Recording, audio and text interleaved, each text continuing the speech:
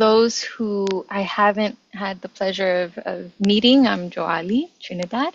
I am the co-founder of Root and Wisdom. We've co-founded this, myself and Troy in spirit. And yeah, I'd like to open up the space and introduce this dear sister in this walk with us, Alexandra, who's going to be facilitating this beautiful journey.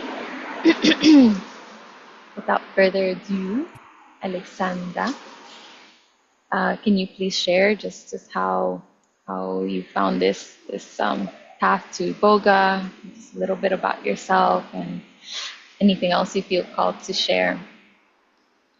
Yeah, well, thank you all for showing up here. And how did I find Iboga? I don't feel like any of us find Iboga. I feel like Iboga finds us and is like, come here.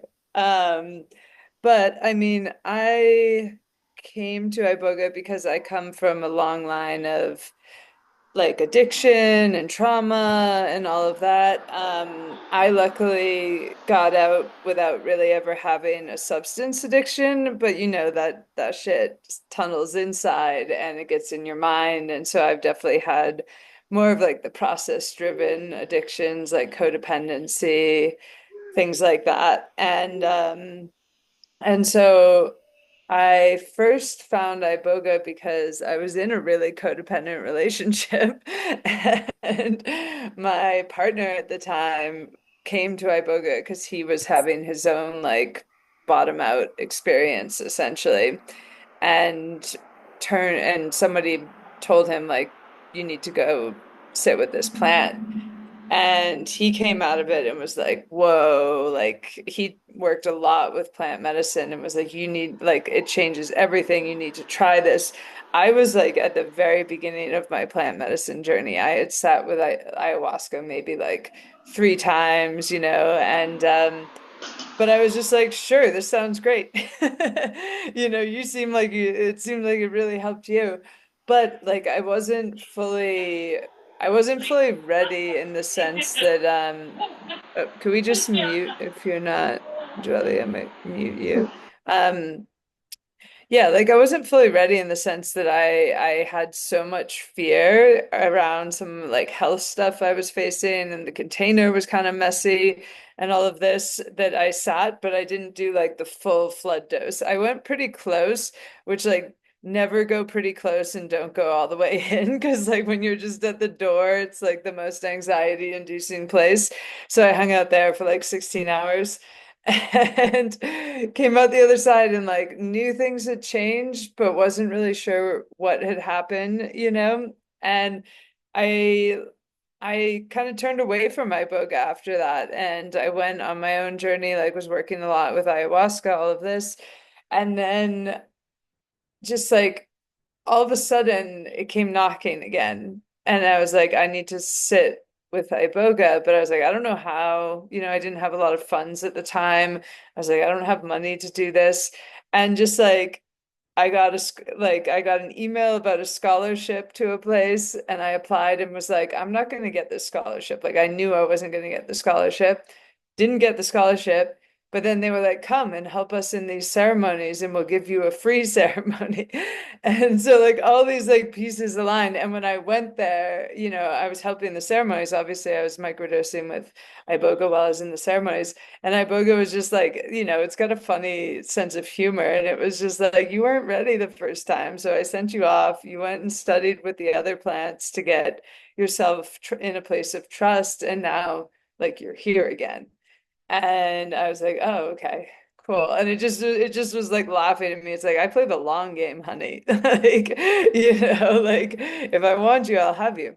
And so then I did my full flood dose ceremony about a year ago. And after that, it was one of the most intense experiences of my life. But and like 6 months after that, I was like really in an integration space.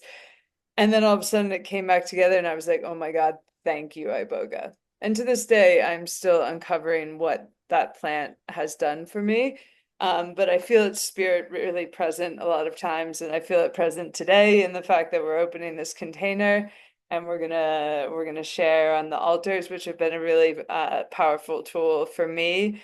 Um, it was actually the facilitator at this other Iboga place who taught me from what she learned from the Bwiti about the power of ritual in moving energy. And altars are really like a 3D ritual, is the way to think about it.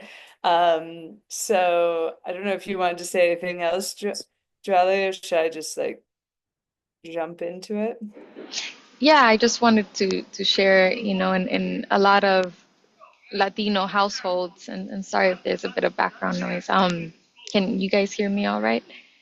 Okay, beautiful. Yeah, in a lot of Latino households, there was always a corner, of something with the Virgin Mary, with a little candy or a little coffee or a little rum. And I never understood, exactly the power that these little spiritual corners held. And I grew up with these sacred places. And it wasn't until later that I started to understand that these were altars and what they meant. And I, without knowing, because there was this presence of these spaces with these ornaments or ancestors that had crossed over, or beings or deities that were important in the family, I always created these very beautiful little corners or spaces. So I grew up without really understanding what they were, but knowing that there was an importance of having an intentional space. And now it's such a big, profound part of my life. There's an altar in my body with my tattoos. There's sacred spaces everywhere in the homes or in the places where I am spending time in, and everything has become an altar, just a living, breathing thing of being able to consciously put forth what it is that we are giving reverence to. It's I heard an elder say it's almost like when you're feeding um, your relationship with your friends. It's also an opportunity or a space to feed the relationship with the ancestors, and to be able to invite those things in, to feed them a physical space, to feed the things that we want to see it come into fruition, or the relationships that we want to keep alive. So yeah, we can, Yeah.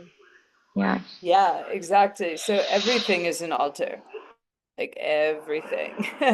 And like my background in the work that I do now is more around like st interior design, working with flowers, deco, floral arts, because it is, and what I teach a lot with people when I'm teaching them about thinking how to think about their spaces in their homes is, and really you can think about anything like the way that we dress, the way that we eat, the way that we relate, all of it. It's like we're always worshiping something. So whether you're intentional about it or not is the question. So, when I do work with people, like interior work with people, I walk into their home and I can read it like a book, because it's like, oh, this is what you've got going on. And so if someone's house is in like chaos, or there's hoarding happening, or there's nothing in their house, like you can see a lot about like what people have going on in their internal worlds. And those are the gods that we're worshiping, right? But unintentionally. So it's like I can be worshiping the god of chaos. I can be worshiping the god of disorder. So what the work with altars is a way to start bringing consciousness and intentionality to what we want to, what type of energy, what type of spirit we want to call into our lives. And by tending an altar and starting small, it's like tending a garden, right? Like maybe you don't build a giant garden, you get like a little house plant and see if you can keep it alive. And then once you've done that, then you can start building your garden. So that's kind of what we're going to do with the altar, right? Is think of it as the house plant. It's like a microcosm for the macrocosm of how you can tend your entire life with more intentionality. but that would be really overwhelming if we talked about that an hour and a half. So we're going to talk about the altars.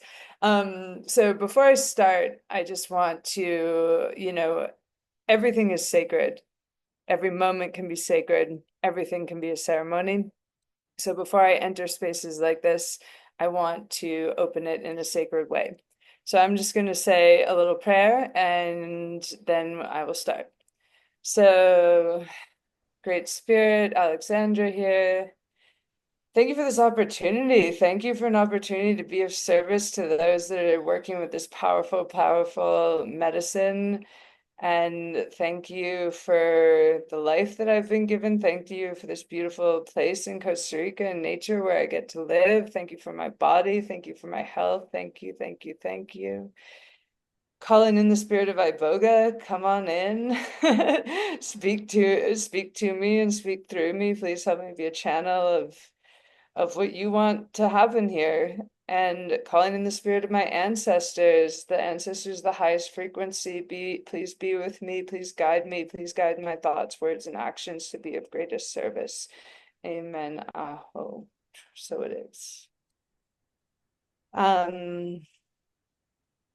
So yeah, it's like really learning how to do practical magic. And I would like to ask before I start, like, how many of you have already worked with Iboga in a flood dose? Maybe just do a show of hands or digital hands. One. How many of you are working with Iboga in a microdose? Digital hand. Okay, a couple of you. And how many of you are thinking about working with Iboga? You can raise your hands just like this. Yep. Okay, cool.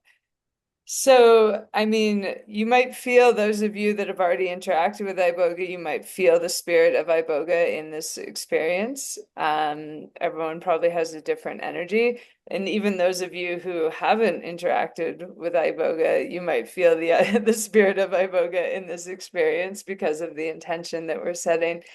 And so, I mean, that's pretty much where altars came from, is the recognition that everything has a spirit.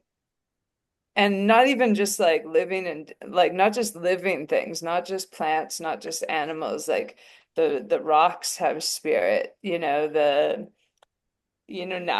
like this lighter has a spirit. Everything has and like how we would say that in more like sciencey ways is like everything has an energetic frequency that it's vibrating at. And we can interact with those frequencies through things like altars. So, for this to be beneficial for you today, it doesn't really matter if you've worked with Iboga or not. It doesn't matter if you ever work with Iboga. I found the altar to be a particularly powerful tool for integration. And also I've used it with people to help them prepare and begin to understand their intentions before they work with a medicine. So just to orient us, like who knows what an altar is? Raise your hand if you know what an altar is or have like a sense of what it is. Okay, cool. So like most of us, right? So I mean, altar is probably one of the oldest technologies we have, right? When we think of technology, like nowadays we think of like the iPhone or something like that, but technology is something that we use to interact with our environment, to shape our environment, right? And technology's been around for a really long time. It just used to look differently. So altars have been around since prehistoric times, and they've pretty much been in every culture of the world. So for me, when I look for truth, I look for things that happened everywhere, because obviously people were sensing something, right? And they've started just being like things in the forest, right? Like people would build altars under a tree where they felt a presence of a spirit. And it could be to kind of like atone that spirit. It could be to ask that spirit for permission. It could be to ask that spirit for help. So there's always like different ways to interact with these forces that are moving around us all the time. Um, And like in Egypt, they built altars to the gods, Isis, Osiris, leaving them like little food, incense, candles, but it was offerings. It was like, hey, we want to work with this frequency, what this God represents. We want to keep this frequency of whatever this God represents happy. So we're going to keep giving it offerings. Um, and and there's like different altars in Native American cultures. The Native American cultures were often more like tied to the land, like they would be built directly on the land, leaving like stones, feathers, bones, tobacco. There's different sacred plants, right, that the spirits like, but really the spirits like all plants. Um, and then in Africa, where Iboga is from, a lot of the altars are really centered around the concept of ancestors and communicating with the ancestors and spirits. But the main takeaway is like, what have altars been used for? It's been to connect to the divine, to nature, to the ancestors.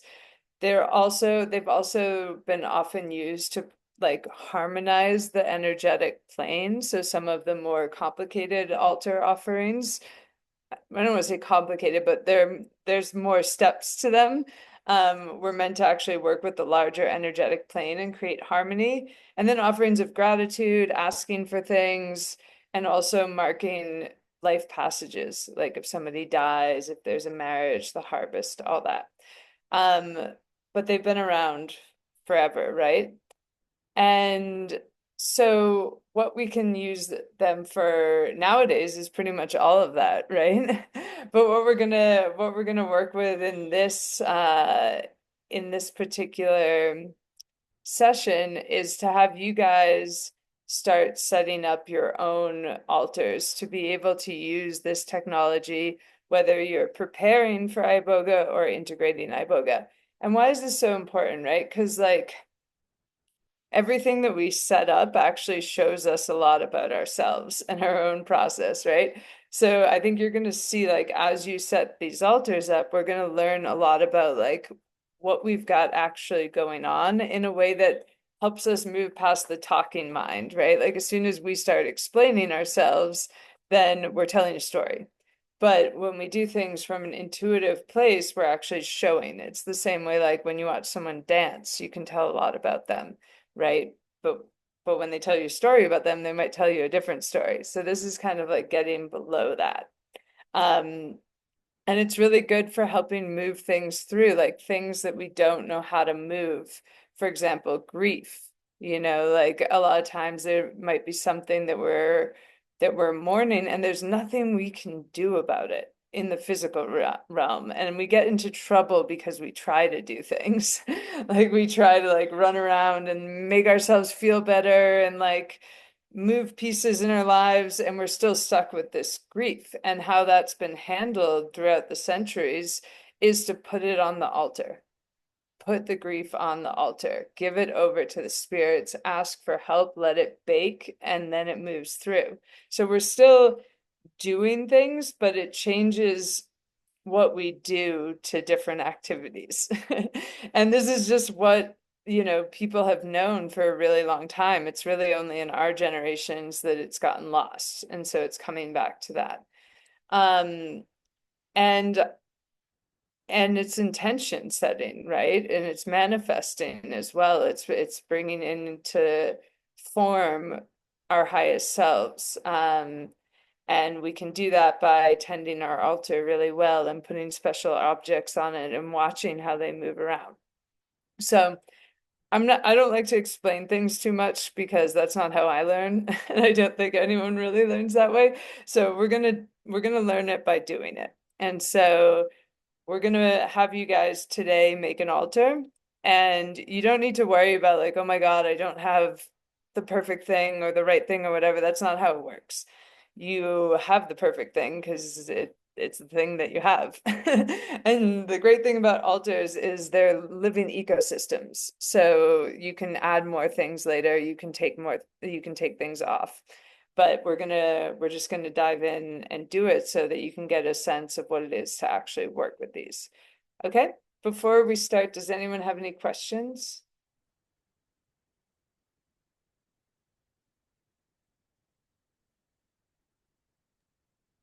Okay. We're gonna have a little meditation where I'm gonna have you guys call in your highest self, your soul, inner child, whatever you want to call it. Um, and then we'll move from there. Okay? So just get into a nice position that you can sit up and take a deep breath in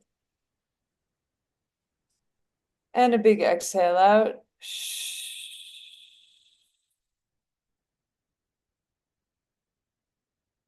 Another deep breath in. Big exhale out through the mouth.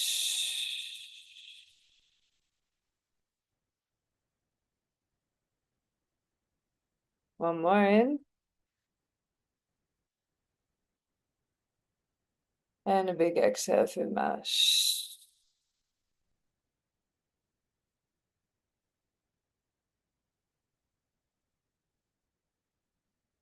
Okay, so I want you to begin by imagining roots coming out of the bottom of your body, of your feet, if your feet are on the ground, otherwise your seat, if your seat is on the ground. And each out breath, the roots are going deeper and deeper into the earth.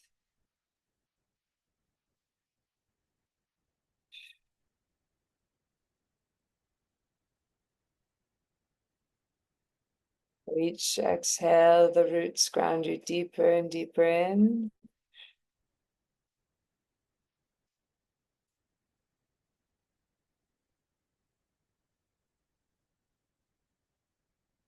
Then on the next inhale, I want you to imagine branches coming out of the top of your head and extending upwards towards the cosmos. And so each breath in, the branches are growing higher, and each breath out, the roots are going deeper.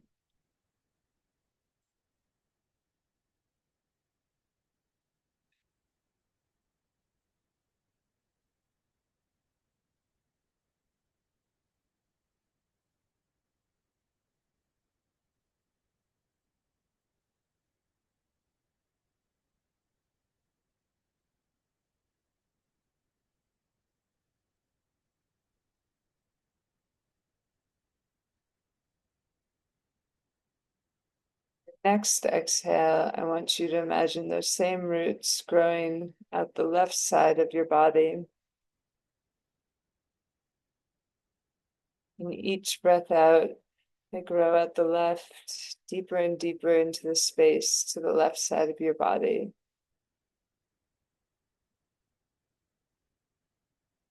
The left side is the side of yin, receptivity, the feminine energy.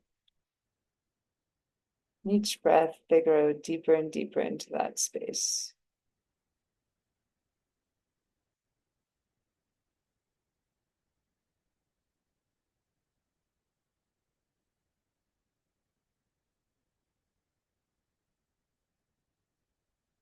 And then on your next out breath, those same roots begin growing out the right side of your body.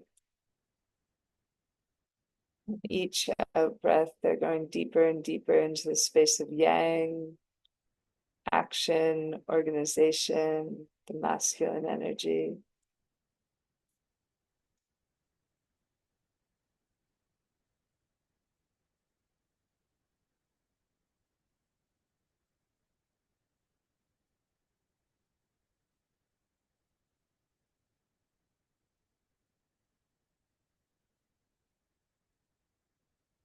And I want you to begin to feel the space behind your body, the past, everything that's come before. And just feel the volume of that space behind your body.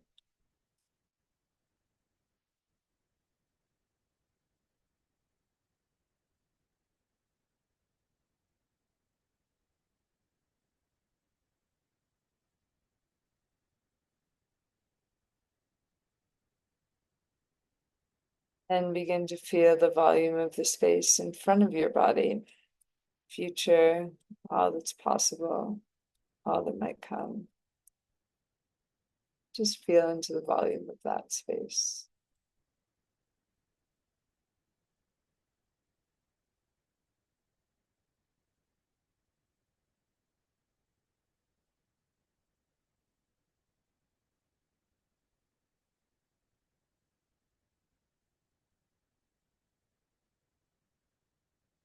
And come into the center of your body. Just focus on the breath moving in and out, rise and fall of your belly, or wherever you feel it, in your throat, in your nose. Just focus on that in and out, inhale, exhale, expansion, contraction.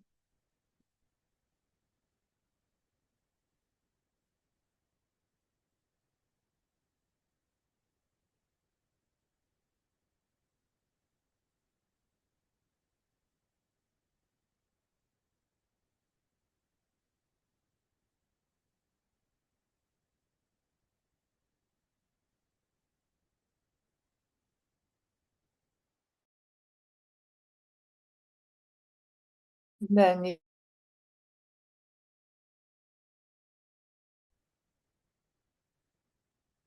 and whatever pops up, however it looks, is perfect.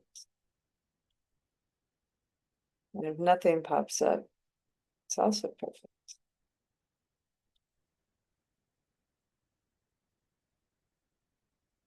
When you see your soul or feel your soul or sense your soul,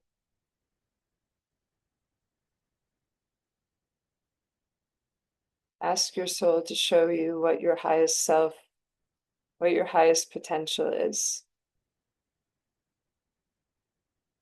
And just sit there and see, feel, hear, whatever it wants to show you.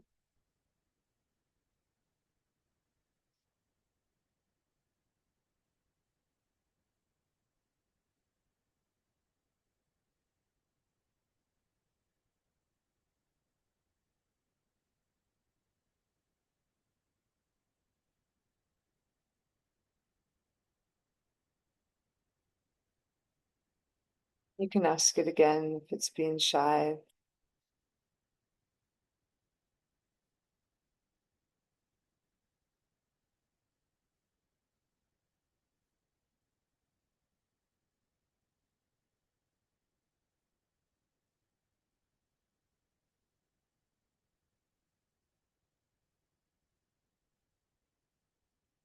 Now ask it what's getting in the way of you realizing that highest potential.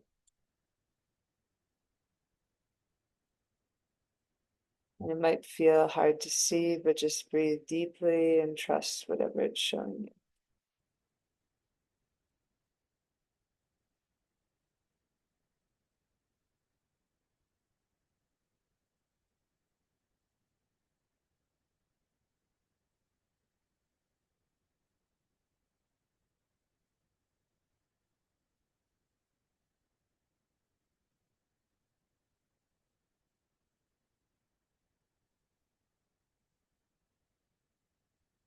Okay. Now you can say, thank you, soul. Give it a hug.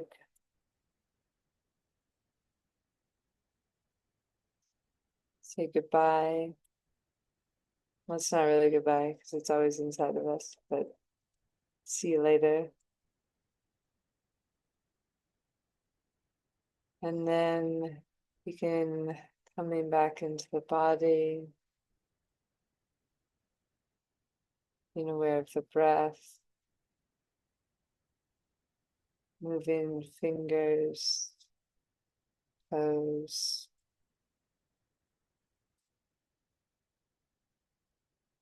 slowly opening your eyes.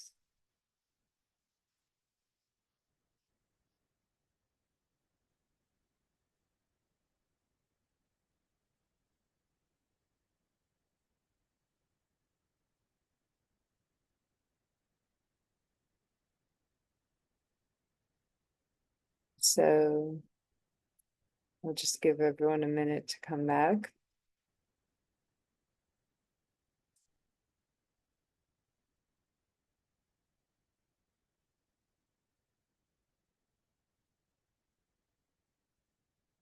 Okay, there's a lot of you I can't see.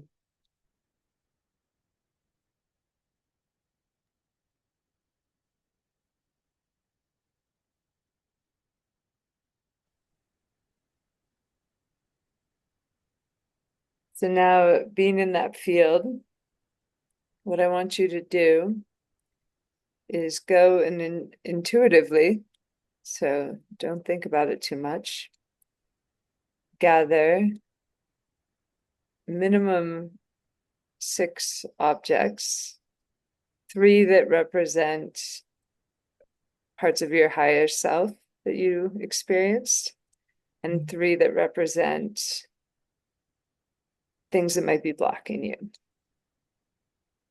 And don't think about it so much. Don't try and find things that look like these things. Use the energetics of what feels right. This can be leaves, it can be sticks, it can be rocks, it can be random bits of things that you find in your house, whatever. But let's just take 7 minutes and go gather these things and then bring them back here. When you work with the plants, they show you, but they're not showing you anything that's not always there. It's just picking up the veil. So if everyone's got what their objects, what I want you to do now, and again, really try to stay out of the mind. Try to not think about how this should look or how it should be. Do it based on energetics, what feels right where. So you're going to take your things that you've gathered, the things that represent the limiting beliefs as well as the highest self, arrange them together in an altar. Don't think about it, put it where it feels right.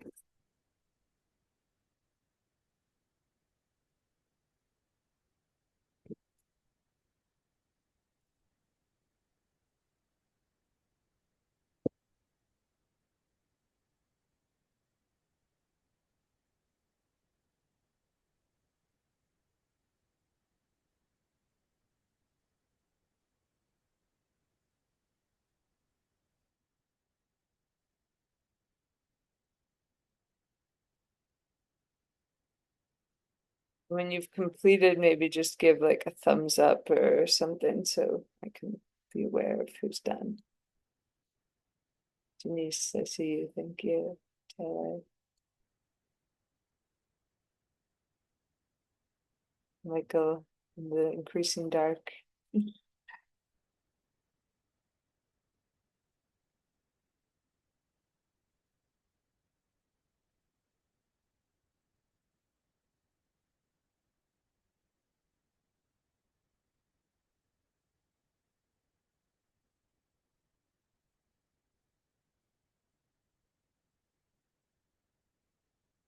So once you've completed your organization,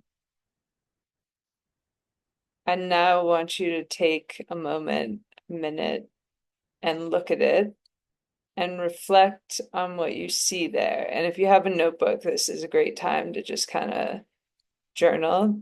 If you don't have a notebook, you can just look at it. But start seeing what you made, because what you made is telling you a lot about how things are. So look at the different aspects of your higher self and the different aspects of your limiting beliefs. Look at the forms that you created between them. Look at what might be on top of something else. What might energetically be pushing towards something else? What feels like it's amplifying something else? What feels like it's blocking the relationships that you've created intuitively because they're happening inside of you between these objects, and see what it might tell you about what's going on in your life right now. So just take a moment. I really think journaling is a great way. You can continuously write if you have a piece of paper. But if not, just take a look at it. Try and get at least 2 insights out of it.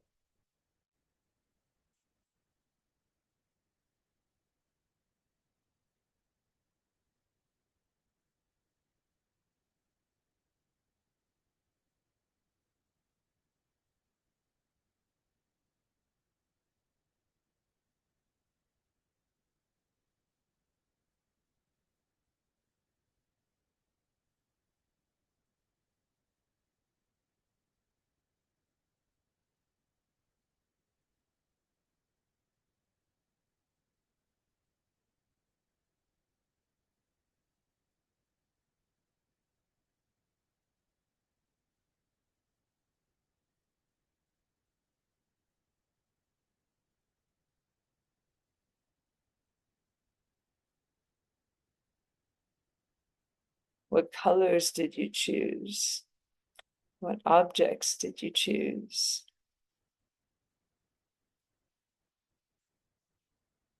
What does that tell you? Imagine you're looking in a mirror made of objects. What's going on?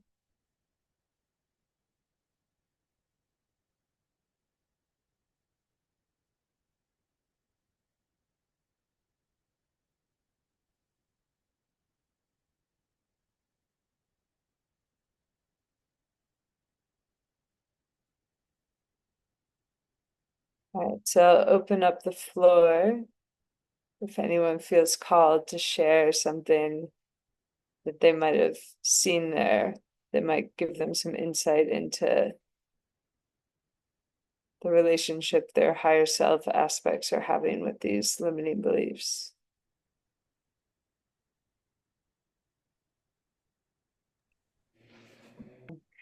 It's all about being in right relation, guys. So it's like the more that we give to the Mother Earth, and the Mother Earth just wants beauty. You know, so if you can have those little moments where you give the earth some beauty, that she loves that. And she takes care of you when we take care of her. Amazing. Well, I'll drop my Instagram and my email in the chat. And, you know, if while you guys are on these journeys, you have questions about altars or just like, I don't know, anything, feel free to reach out. And yeah, thank you for participating. I really so much respect to the plant that you're working with, the spirit of Iboga. Thank you to Joali for opening this space and the trust and the work that you're doing. So much respect for that. And yeah, just good luck, guys. Thank you so much, Alexandra. This was really beautiful, enlightening, and just brought just a world of intentionality into the altars. And just for me, I learned a lot of more ways in which to use it. So thank you so much, and thank you for all that participated. I also learned a lot from everyone who shared and just the collective. So thank you so much. Thank you, everyone. Bye, beautiful beings. I'll stay on in case anyone wants to chat. I don't know if Alexandra will as well, but I'll be here in I case can stay anyone on for a wants to minute, yeah. connect. Thank you. Thank you so much.